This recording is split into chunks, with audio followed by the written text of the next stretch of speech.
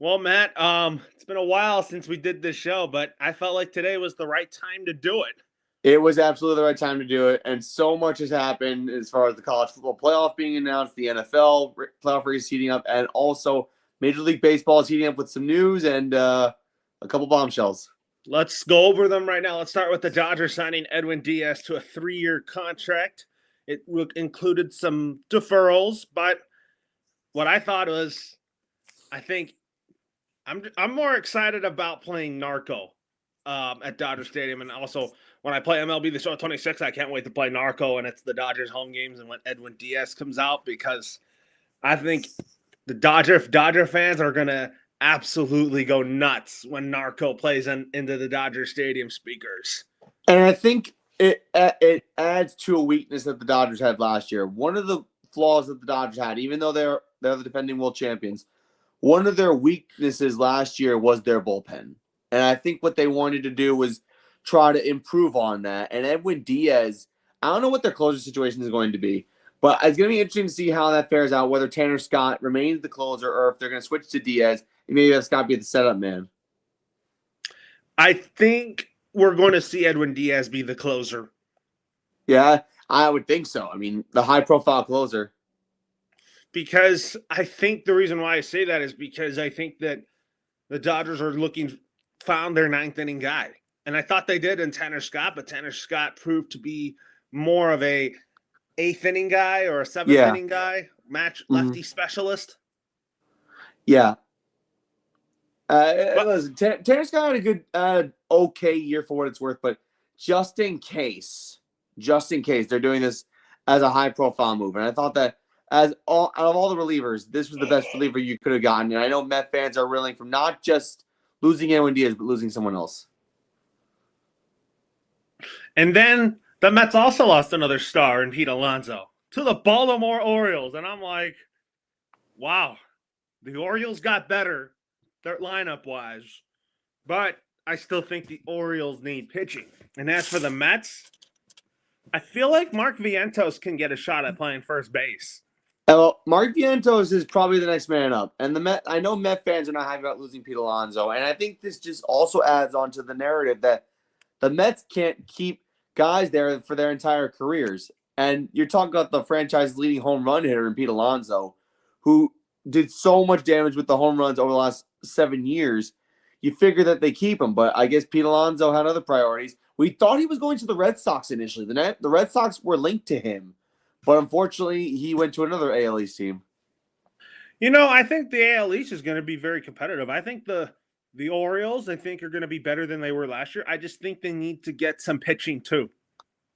Yeah, pitching is definitely needed because one of the things with the Orioles last year was their pitching staff as a whole, bullpen and starting rotation was not strong. And I think while this was good to help their bats, they need to get an arm, whether it be a starter or a reliever. They need something to help them out in that department. And then you also talk about another signee that happened. Dylan Cease to the Toronto Blue Jays. Man, I think that rotation is going to be so fun. It should improve. And I think this is an upgrade for Max Scherzer. I think Max Scherzer at age 41, I think is on the decline. I think he's kind of on his way out the door. But if you're going to get someone to replace, I think this would be a perfect replacement for him. And I think that once you get Trey Savage fully integrated, that's going to be a really good rotation. But Dylan Cease is definitely going to be a boost. What about, this is not a surprise, Kyle Schwarber staying with the Phillies? We all knew that this was going to happen. Oh, it had to be done. I mean, the Pittsburgh made an offer that wasn't even close to competitive. I think the only other team that offered a good amount of money to compete with Phillies were the Orioles, and they missed out on that. But Schwarber staying with the Phillies was a no-brainer. It had to be done. It definitely did. But I think what's next for the Phillies is, do you feel like that you think JT Realmuto comes back too? Well, JT Realmuto is going to be a little bit of a harder person to bring back because I think the catcher's market is going to be exploding this year because catchers have proven to be more and more valuable, especially after Cal Raleigh's amazing season. Realmuto has proven to be a serviceable bat, and he is a really good catcher as a whole. I think if the Phillies want to bring him back, I don't know what the numbers that he's looking for, but if I were the Phillies, I think you'd try and go for it. Yeah, you're absolutely right about that. But also some other news to discuss here. Kyle Tucker. I mean, the Dodgers are open to a short term deal with him, but I feel like with the season that he had last year, he's probably going to be in for a long term deal with more money.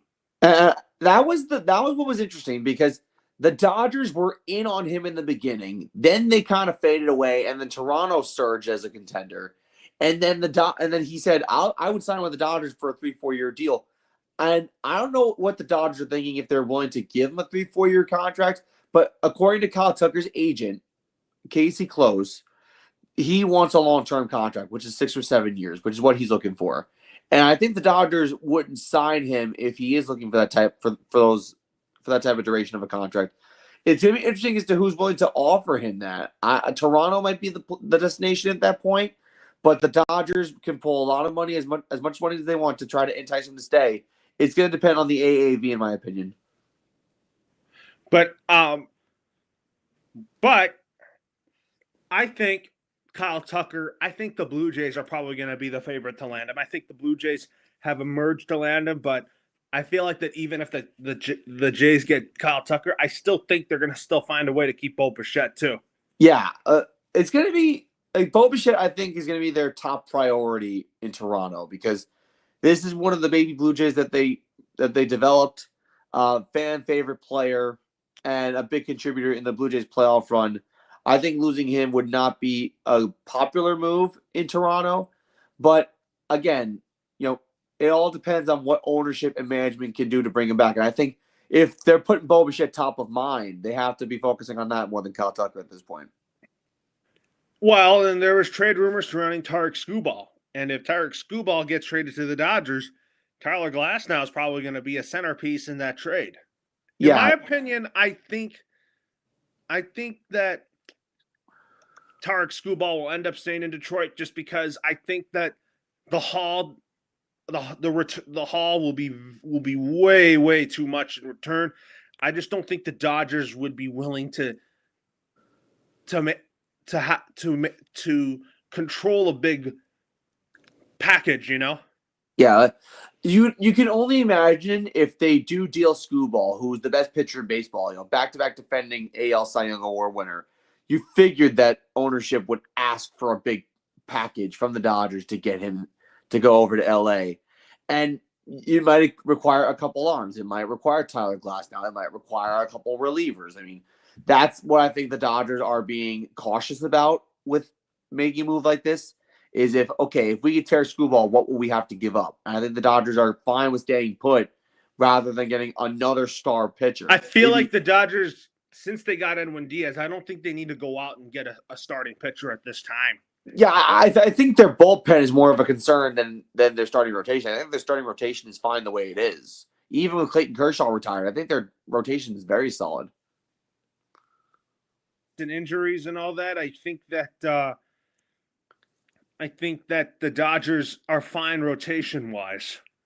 I agree 100%. But Mike Yastrzemski is signing with the Braves here, along with Robert Suarez. Those are both really good signees, I'll tell you. I love, and this was funny, the Robert Suarez signing came less than an hour before we started recording. The Robert Suarez signing I like a lot. He was one of the best closers in the National League for the Padres, had more saves than anybody. And I think that he might either be a setup guy or he could be a closer, but he could do either one. This is a guy who has a good command, and I think the Braves, who lacked in bullpen last year, got what they needed. What about this? There's also another trade rumor to pop up with the Cardinals. They might trade Brendan Donovan, and the Dodgers are interested in him, but my thinking is I don't think the Dodgers end up trading for Brendan Donovan. I think when it comes to the Dodgers, I think their setup in their lineup and their batting order is fine the way it is. I don't see the Dodgers making any significant moves. But Brendan Donovan is a good player, and I'm surprised the Cardinals even want to put a player on the block right now because they were close to the playoffs last year. Is it possible that they could release Nolan Arenado? Very possible. I mean, it really depends on how unsatisfied he is in St. Louis. But the Cardinals have shown a little bit of life, but they just can't crack that playoff playoff drought. I'm thinking that the Cardinals just they're not going to find a trade partner for Nolan Arenado. I think that he either stays put, makes the team out of spring training, or if he doesn't perform in spring training, and if the Cardinals have to make a tough decision, then release him and eat up the rest of his contract. Yeah, and I think the Cardinals don't want to eat up the rest of his contract because Arenado's contract is a lucrative contract, and I think the last thing they want to do, no one wants to eat up a dead contract, and the Cardinals are pressed for money right now, and I think the last thing they want to do is have another bust of a contract.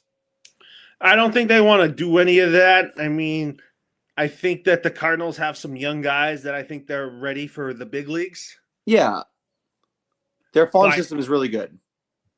But the farm system looks pretty good here. But when it comes to the rest of the free agency, I think Cody Bellinger is going to stay with the Yankees. I think we're going to see Bellinger end up staying in the Bronx. I hope so, because I think that Bellinger going to the Dodgers sounded enticing at first, but I think the Dodgers have already made their intentions clear. They have other players in mind that they would like to play outfield. But Cody, if he does not go back to the Yankees, that would be another blow to the Pinstripes, because they lost Juan Soto last year after one awesome year, and to lose Cody after one awesome year, that'd be detrimental, because the outfield, you don't want to bet on Spencer Jones. You don't want to bet on Jason Dominguez playing left. Like, it's all, it's an uncertainty. That's why I like having Cody Bellinger as a reliable left fielder and a good bet that you can have in the lineup, and hope the Yankees can bring him back. Yeah, you're absolutely right about that. But with that being said here, let's talk about our college football playoff predictions. I have the bracket in front of me, so do I. So I think, I feel like the committee got it right. A lot of people were going to slam the committee for snubbing teams off, Yeah, the main problem that a lot of people had with the bracket was leaving Notre Dame off over Miami. It was a weird scenario, because Notre Dame was in position to make the playoff over Miami for the last few weeks. And then at the 11th hour on the final selection show, they put Miami in over Notre Dame. It was a very confusing move to switch them at the last minute. But if you looked at the metrics between the two teams, they were neck and neck in FPI, strength of schedule, and strength of record. But I think the committee was like, okay, this is too close. What do we do? And they decided to go with head-to-head. And in the first week of the season, Miami beat Notre Dame. Well, let's talk about our picks here. I mean, this night might not be an enticing matchup in the first round of the playoffs. James Madison and Oregon. I have Oregon moving on to playing Texas Tech. I have Oregon moving on as well. It's in Eugene. It's going to be a tough matchup. James Madison, a Cinderella story to get into the playoff from the Sun Belt, but I think Oregon wins convincingly. And then Alabama and Oklahoma. This is going to be a very good matchup to start, and it's in Oklahoma. Mm-hmm. I'm going to pick the Crimson Tide to win. I think they're going to play Indiana in the Rose Bowl. Ty Simpson needs to turn things around. He had a horrible SEC championship game performance, and he kind of limped into the playoff. Not just that, they also almost lost to a couple teams like South Carolina, and they almost lost the Iron Bowl. So Ty Simpson needs to wake up, but I think Alabama edges out Oklahoma to get them started. Well, Tulane and Ole Miss. I mean, Ole Miss is not having Lane Kiffin as part of their playoff run. I'm going to pick Ole Miss to win. I think Ole Miss plays Georgia, a bit of an SEC showdown in the second round.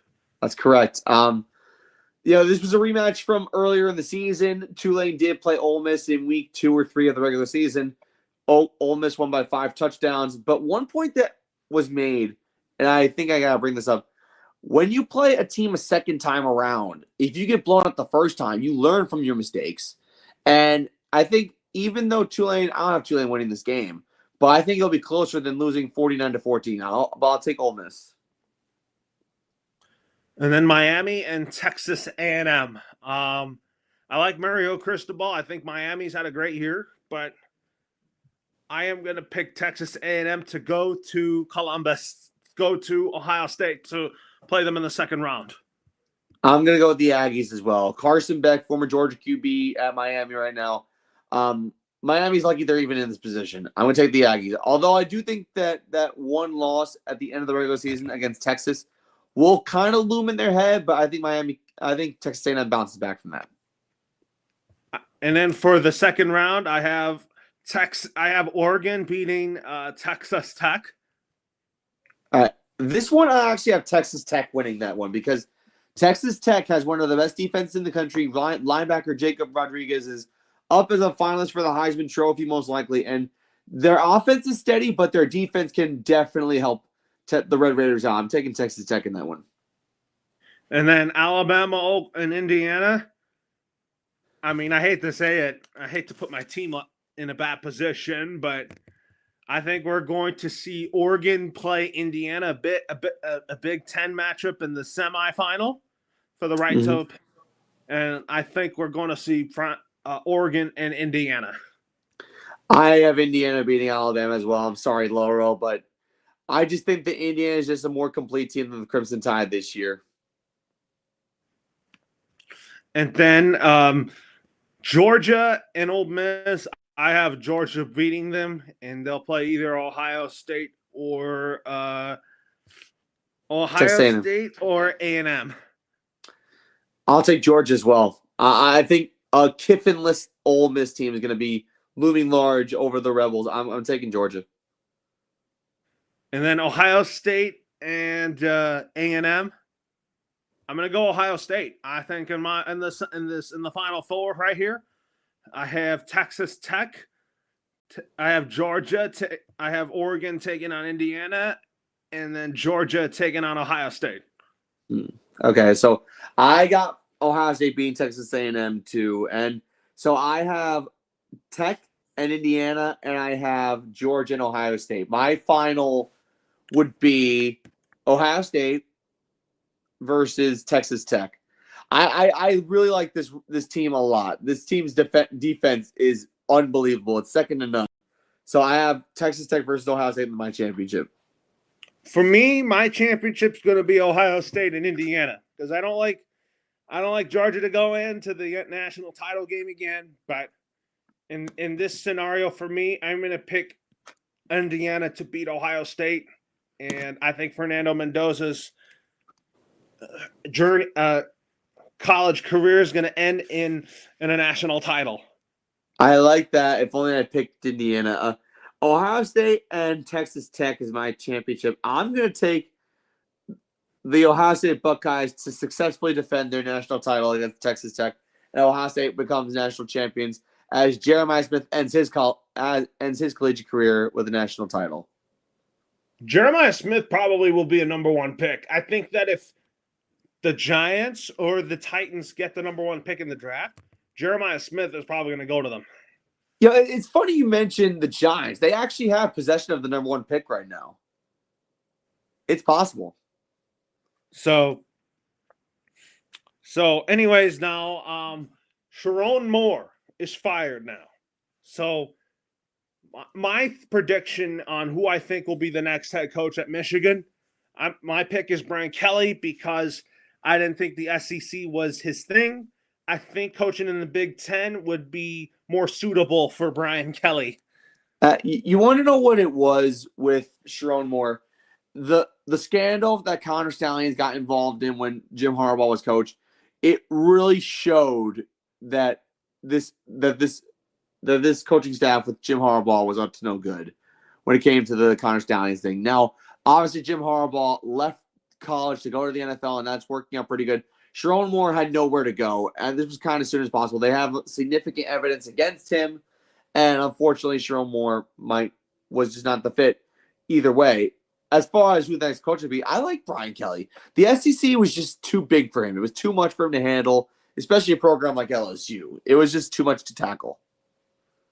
Well, with Lane Kiffin now coaching at LSU, do you like the fit there in Baton Rouge? See, here's the thing.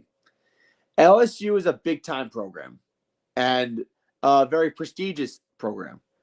Lane Kiffin is a very popular SEC coach with Ole Miss. I'm not sure how that's going to work. I mean, like, there's definitely going to be more pressure with him going to LSU. If he would have stayed at Ole Miss, he probably would have been a superstar coach there. But I think LSU is definitely going to be a big challenge for him. It's going to be interesting to see how he performs there. But I think recruiting is definitely going to go up in LSU. And if the team plays well, I think Lane Kiffin can make it work. But anyways, now with that being said here, let's talk some football here. I mean, let's talk about the Patriots were on a bye week last week. So 2 weeks ago, they escaped with a win in Cincinnati. So we're heading into week 15 of the NFL season already. It's actually kind of crazy how fast time goes by. It really is. Week 15. So didn't the Giants play last week too? They were on a bye last week, and the week before their bye, they actually played the Patriots and they got spanked. That's not something we should waste our time talking about. No. You know? But let's see what week 14 game we should dive into. Let's start with the Cowboys and Lions. I mean, the Cowboys beat the two teams that were in the Super Bowl in their last two games. Yes. Then they came into Detroit losing 44-30. Did you feel like that this was a big win for the Lions, or did you think this was a bad loss for the Dallas Cowboys? It was a good win for the Lions because it keeps them afloat in the playoff hunt. Whoever won this game was going to be alive in the playoff hunt, but the Lions needed this more than Dallas did. And I think that the Lions offense is connecting at a good time. They're getting hot. I think that last game against the Bears in the regular season finale might be the deciding factor to who gets in the playoffs. And the NFC playoffs this year, that playoff picture is looking really, really fun and really entertaining of a playoff race.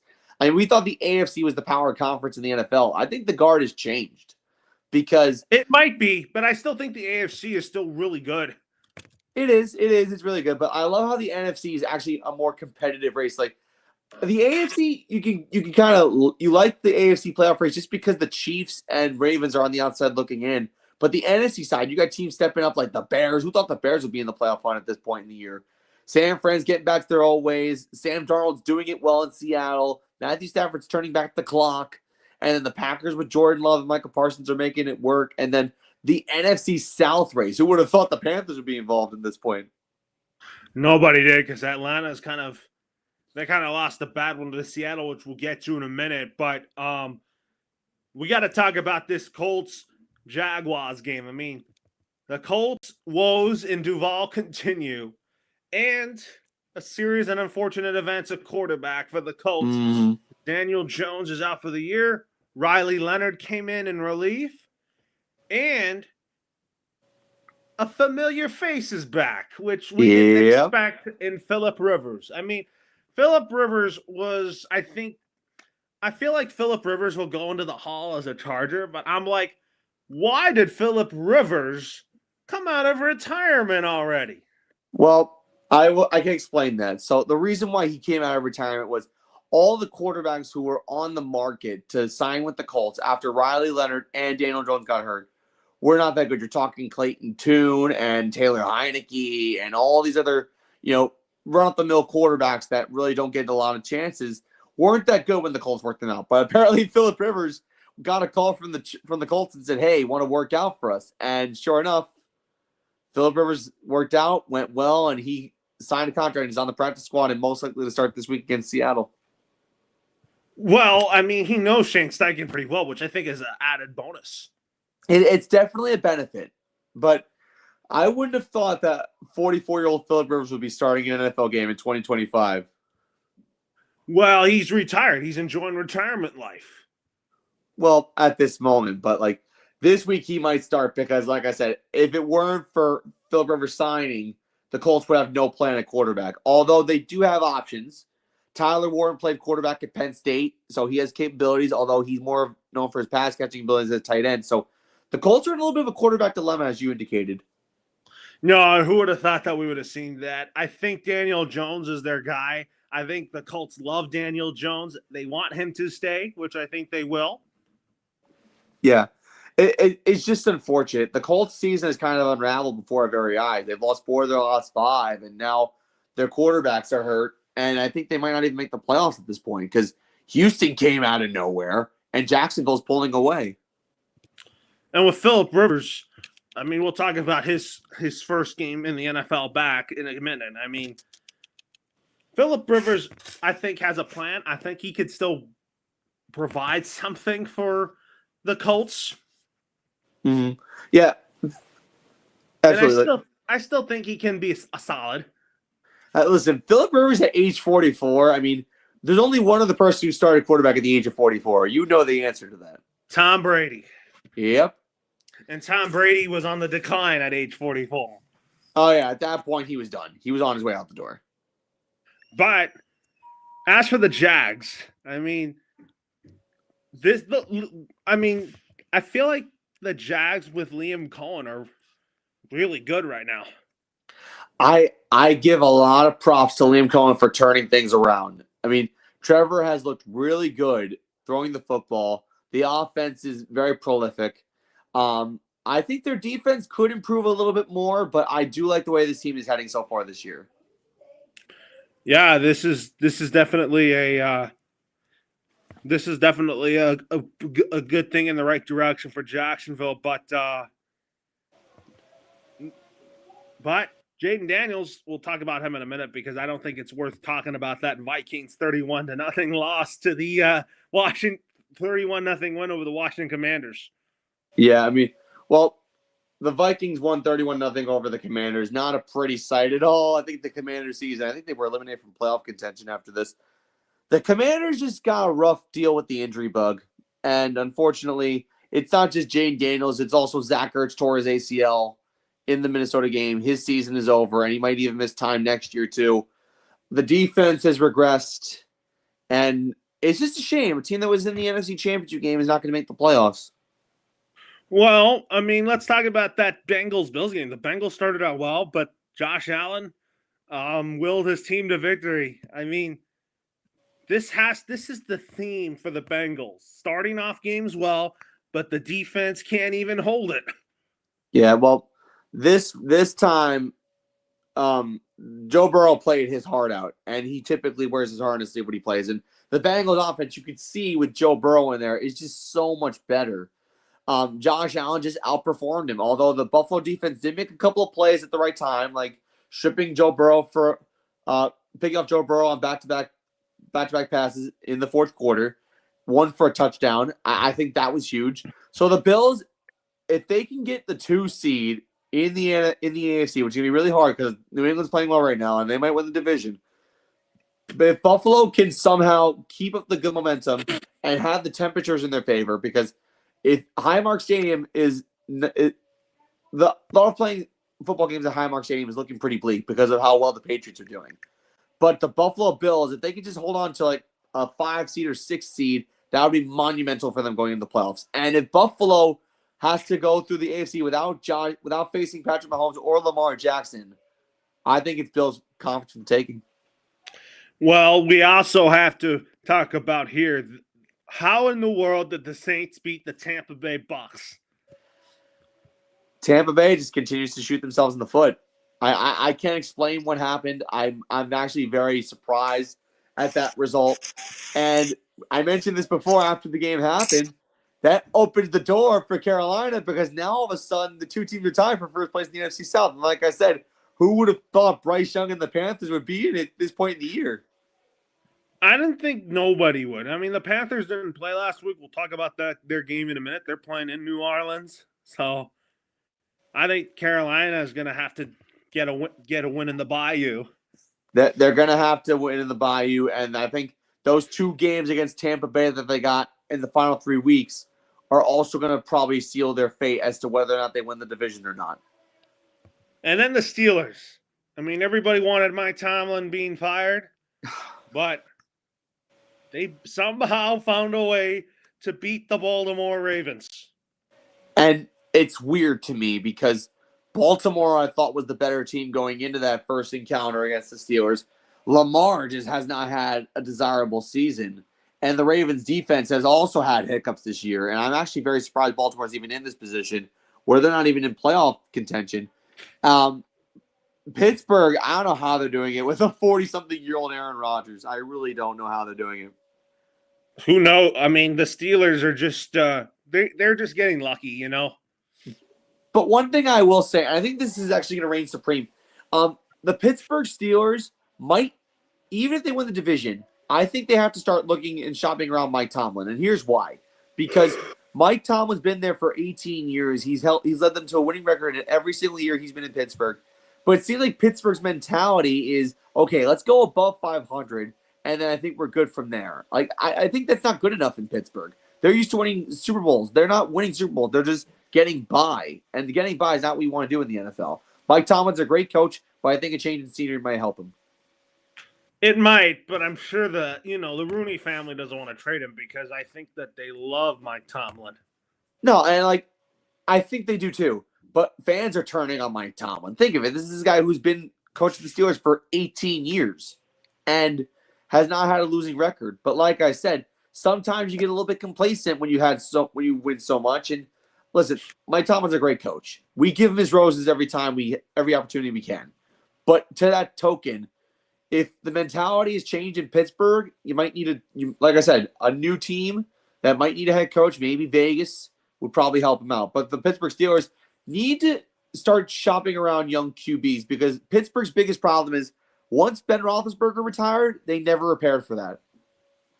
Well, they never did. I mean, they never found the proper successor to Ben Roethlisberger. Yeah, and even Ben Roethlisberger is saying Mike Tomlin should move on from Pittsburgh. Yeah, and Pittsburgh should start off fresh. Yeah, going with the veteran quarterback route doesn't always work. I mean, yes, the Steelers are in first place in the AFC North right now, but Aaron Rodgers has suffered a couple wrist injuries this year, and he's 41 years old. You need to start young. You tried with Kenny Pickett, you failed.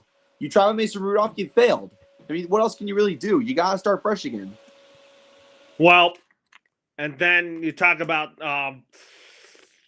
we'll talk about another game we'll have to talk about here. The Packers still own Chicago, but the Bears, we already know Ben Johnson and Caleb Williams are the real deal in the Windy City. But the Green Bay Packers still own the Chicago Bears. Yeah, listen, the Green Bay Packers, I'm shocked that they actually they play really well. And this is the best I've seen the Bears perform against the Packers in a very, very long time. And I'm amused by how well Ben Johnson's gotten this team to prepare. But the Packers found a way to win, and they always own the Bears. And I think the Bears are overperforming expectations, and that's always good to see. And then you talk about the Texans beating the Chiefs. I mean, the Chiefs, this has been a sorry season for the Kansas City Chiefs. The Houston Texans, they're still alive to win the NFC South. But for the Chiefs, what could you say about the Chiefs right now? Well, their division title aspects are over. Hopes are over because Denver's 11-2 and 5 games in front of Kansas City. So the Chiefs are not going to win the AFC West anymore, and that ends a long streak of 8 or 9 years consecutively. 2018. 8 consecutive years where the Chiefs have won the AFC West. That streak is over. It'll probably go to the Denver Broncos, but the Chiefs, I don't know. I can't tell you what's going on. Maybe it's the Super Bowl hangover this year where they lose the Super Bowl and the next year they're not as good. But I do say this, they're getting a taste of their medicine this year. We talked about last year. The Chiefs were getting lucky in every way possible to win football games last year. Now luck has turned around. Now luck's going against them. Now they're losing games that they usually win in. And I think that Mahomes is not having a good year at all. Throwing 4 interceptions rather against the Texans is just shocking to me. In Arrowhead, nonetheless. I feel like Kansas City's probably going to miss the playoffs this year. Colin Cowherd was like, I think that the Chiefs, they're going to still win it. I think they'll win another Super Bowl with Mahomes and Reed. Not this year. But I don't think it's this year. No. Because I feel like we're going to see a brand new Super Bowl matchup. And you know what? I think this is good for the NFL. I think having a new representative atop the AFC is something that fans have been clamoring for. And we've been waiting. Maybe it's Buffalo's time this year. Maybe it's the Patriots get back to greatness. Maybe the Broncos get over there. I mean, the AFC has a lot of enticing teams that could very well take the crown in the AFC. It's not going to be the Chiefs, and I think that opens everything up. I think football fans are loving it, and I feel like the Chiefs are facing reality that you can't escape wins like that, like they did every year last year.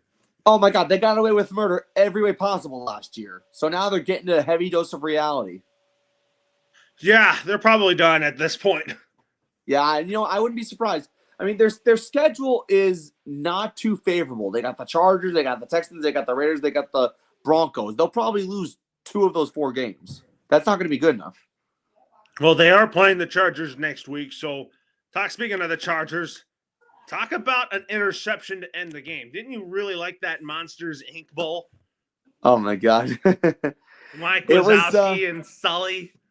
First off, as someone who loved Monsters Inc. growing up as a kid, it was very nice to see those graphics. First off, I loved it. I think it was also cool, the animation and everything that was done to prepare for that. But as the overall game itself, I think the Eagles gotta be scared right now because they lost a game to the Chargers where Justin Herbert had 1 good arm and Jalen Hurts threw 4 interceptions. Not a good look at all. And I think that if you're the Eagles, winning the NFC is not going to be easy this year. No, it's not. I still think they'll win the NFC East. I still think they will. Yeah, like right now, I think they'll win the division, no problem. But if you're talking about winning the NFC, that will probably be the Rams who do it this year.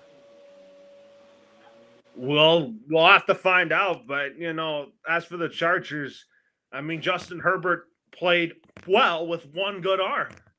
He did. He had a cast around his arm. His 3rd and 4th fingers were connected to prevent any pain. He was having trouble taking snaps, but he got through it. And while this was not the best offensive game that the Chargers put on, you got to give props to Justin Herbert for being gutsy and playing the way he did. And also, when you have a guy like Cam Dicker kicking field goals for you, you feel pretty good. Well, now we go on to Week 15. We start Thursday Night Football in Tampa. I mean, the Falcons are just done. I mean, I think Kirk Cousins is just not the guy he once was. And I think Baker Mayfield and the Bucs have to bounce back in this one. I think I got to go with Tampa Bay to win this game. The Bucs need this win badly. I'm going to take the Bucs as well. The Falcons, unfortunately, they've crumbled since Michael Penix went down, and Drake London's not playing tonight either. So I think this spells disaster for Atlanta. I'm going Tampa Bay. And then you talk about the Ravens and Bengals. I mean, the Bengals won back in Cincy, but I don't really like what Baltimore's doing right now. So I'm going to pick the Bengals to win that game. Like Bill Belichick says, we're on to Cincinnati. We're on to Cincinnati. Yeah. I'm taking the Bengals. I think Joe Burrow, how he played against Baltimore, I think will help. I just think the Bengals defense has got to find a way to contain Lamar Jackson like they did on Thanksgiving. Yeah, like that's the wild card factor that you forgot to mention. Joe Burrow typically plays well against the Ravens. I don't know why. It's actually kind of amazing. He has career games against Baltimore. So anyways, now we talk about the Raiders and Eagles. Oh boy, the Raiders have not been great this year, but I'm going to pick the Eagles to win. I think that they find a way to get out of their offensive funk against a team like the Raiders. If there's ever a time for Eagles to get a win, it's this game. I'm taking the Eagles. And then the Cardinals and the Texans. I mean, we talk about the Cardinals. I mean, I feel like Kyler Murray looks done there. I think you got to get a new quarterback that could utilize Marvin Harrison Jr., Trey McBride, James Conner, and I think Michael Wilson. And Michael Wilson. I mean, it's just time for a new quarterback in Arizona. Yeah, it's unfortunate the Kyler experiment didn't work out. The Cardinals are a really good team. It's just they need to go in a different direction at quarterback. I like the way Jacoby Brissett's held the fort down, though. I got to give him props. In this game, I got to go Houston in this one. CJ Stroud is playing good right now. The Cardinals play very competitive football, but I think it won't be enough this week. I'm taking Houston as well. Well, the Chargers and Chiefs are going at it. Man, do I even want to go for the Chiefs in this game, or do I want to go with Jim Harbaugh? For me, I'm going to pick Jim Harbaugh and the LA Chargers to win. All right. No one needs a win more in this game than the Chiefs do. But the Chargers defense is awesome. In Arrowhead, though, is going to be tough. But in a squeaker, I'll take the Chargers. Oh, they're going to get away with that one. I think Cameron Dicker might kick a game-winning field goal. I mean, I think Herbert will probably play a good game. But I think that Mahomes is probably in for a reality check if you're playing against a defense like the Chargers. Oh, yeah, 100%. Like, they've seen Mahomes enough to figure him out. And also, they got the win in Brazil earlier in the beginning of the year. So the Chargers know this team. Well, the Bills and the Patriots are going at it. A game that will probably decide the AFC East. I am picking Mike Vrabel, Drake May, and the New England Patriots to get this win. I really am having a good time watching the Patriots this year than I had in previous years. I know the last 4 years have been really hard for you as Patriot fans, but it's good that you're getting a good dose of good football this year. It's a tight matchup. I think the Buffalo has not forgotten about that Week 5 loss, and I think they're gonna. They must be mad about that. Oh, they have not forgotten about that.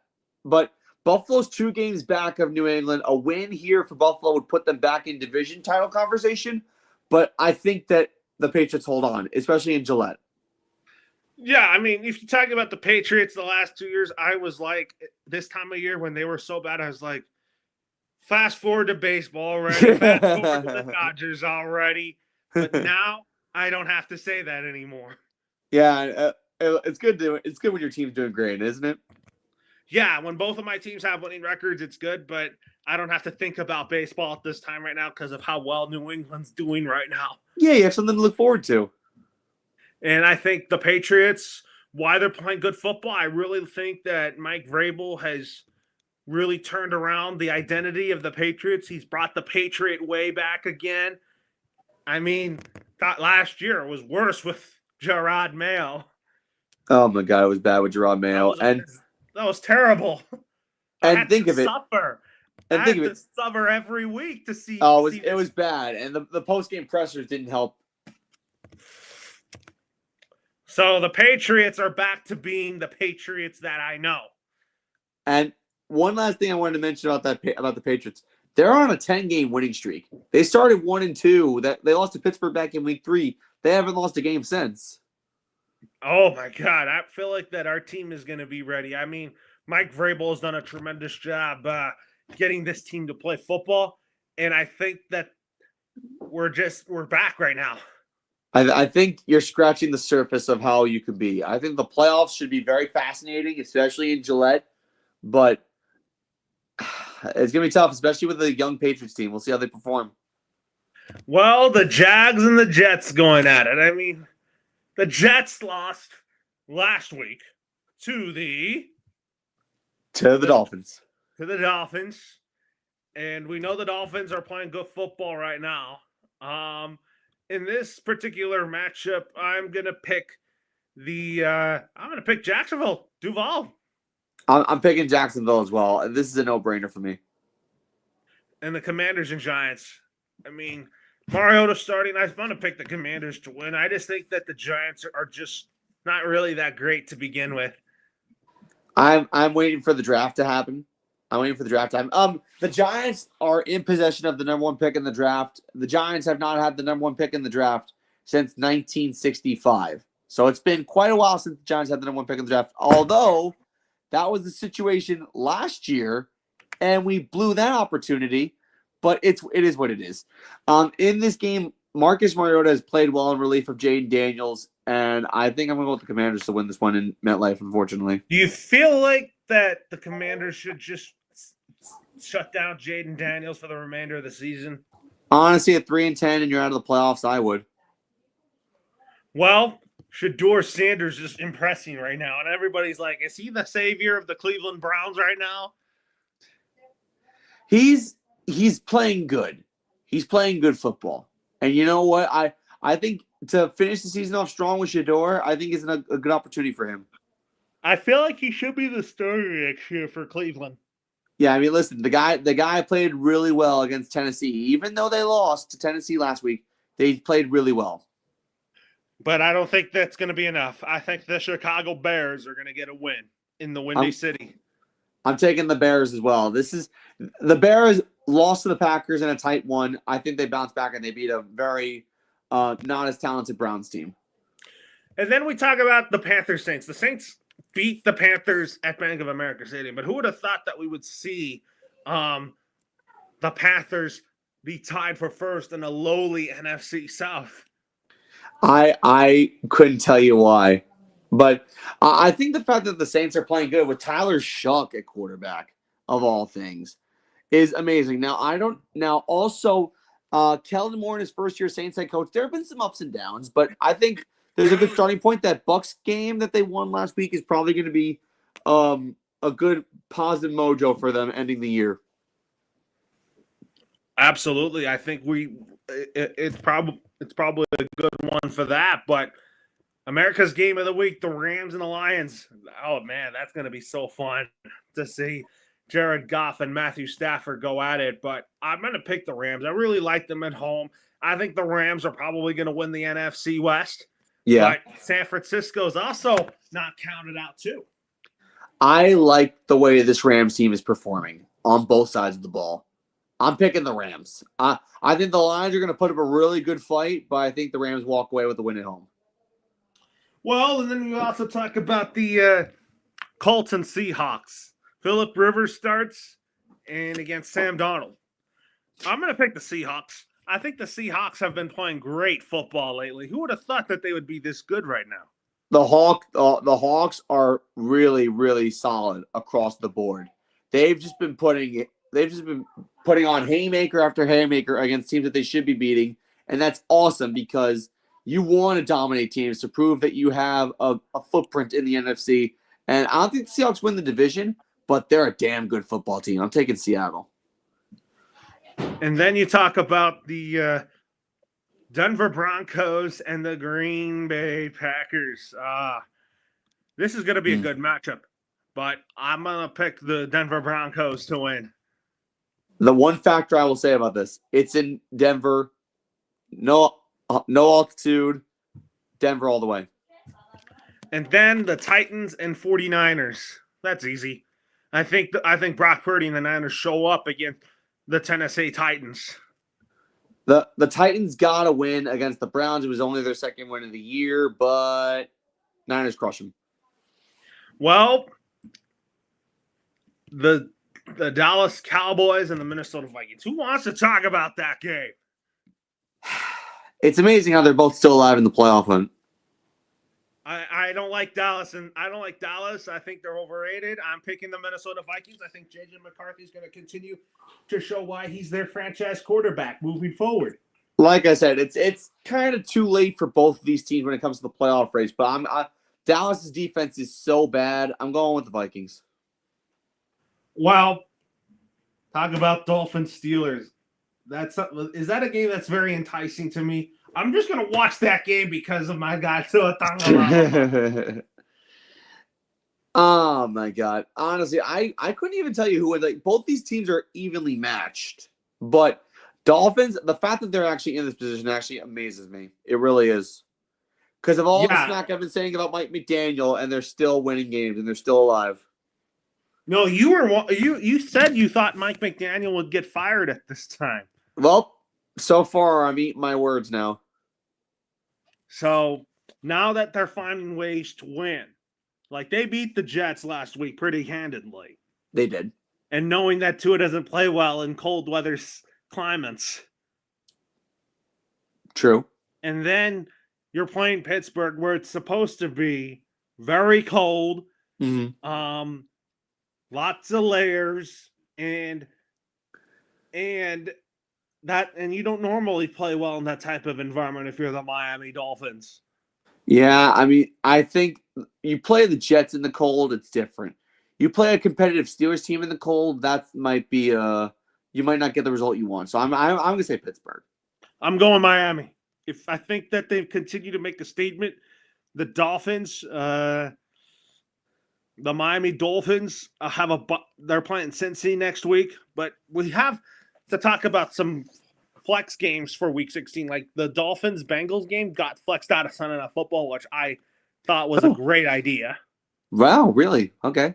And they're replacing it with Patriots and Ravens. And I think that's a good choice. I like that a lot. I think you got two teams who are actually in the hunt for the AFC. The fact that the Bengals and Dolphins got flexed out, it's shocking to me. But I think the NFL knows both these teams really don't have too much of a shot to make the playoffs, so they're going with a short thing, and I don't blame them one bit. Is it a foregone conclusion that you think Kevin Stefanski's coaching for his job in the last weeks of the season? Yes, I think so.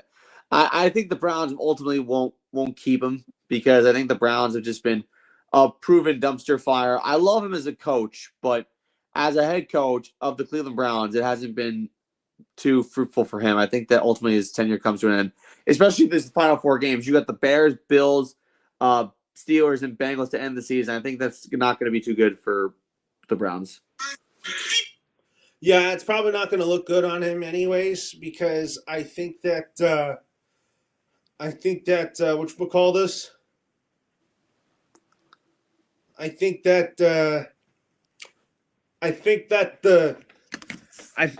think that Kevin Stefanski is probably going to get sadly scapegoated. Yeah. A change of scenery would do him good. Yeah. He's a really good offensive-minded coach. It's just a shame the Deshaun Watson contract ruined the trajectory of this team. And Jimmy Haslam's at fault for this. But the Browns, just not a good spot for any head coach. I hate to say that, but it's true. Anyways, I think that'll do it, but enjoy your day, Matt. Take care, everybody.